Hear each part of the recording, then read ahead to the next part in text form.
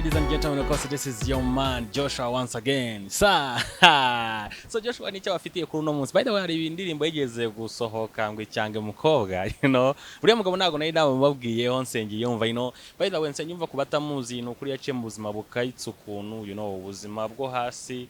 Yabaye umustar, abantu benshi mwagiye muvuga ngo uriya muntu ngo nimwe mwamugize umustar, ngo indirimbo ze uriya muntu yaciye ahantu henshi cyane buryo uzagende mu byo nihabanje kubakiriza yegizina ni bari barizi, ariko baje kumenya umuntu yagiye aririmba ahantu henshi cyane, acurangira abantu ku mihanda n'ibintu bya fresh. Gusa ikintu gitangaje muri iriya ndirimbo, kuba waravuye hariya ukaba ugeze kuri no rwego video zawe zikinwa kuri TV, it's really amazing.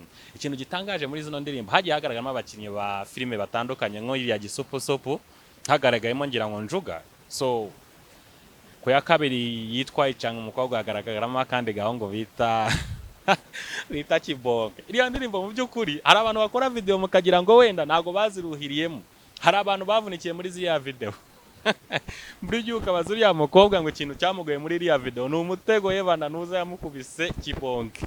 Mu by'ukuri uriya mutego nago wari ukwiriye, uburyo uriya mutego sinzi na Jack cyane nigeze awukoresha, ariko uburyo awukoreshejemo ni danje. Gusa ntago ari cyo dushaka kuganiraho. Ikintu gitangaje kuri Kibonke nkunda kumuganiraho cyane, umunyarwenya mugenzi wanjye of course.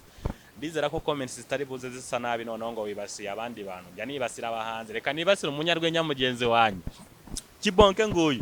Kibonke mu by'ukuri ku bantu batamuzi, bigeze kumuha interview nk'abanyamakuru nyine baramubaza se Kibonke kugira ngo filime nyarwanda zitere imbere se harahaba habura nk'iki kugira ngo twumve nka filime ziri ku rwego nk'urwa Empire, filime nk'izo ngizo.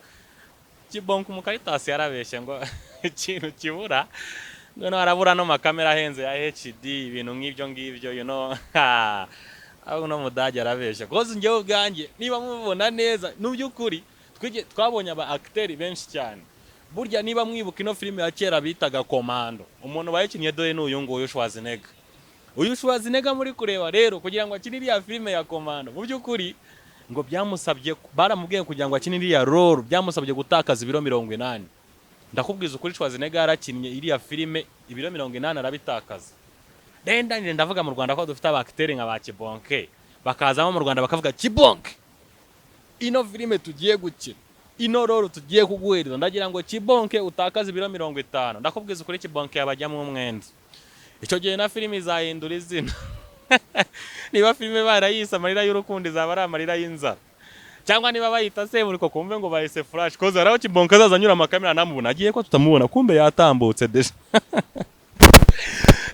Kibonke bakunda mwumvishije ngo ashobora kwicinga inyuma y'umuheha hihagarika.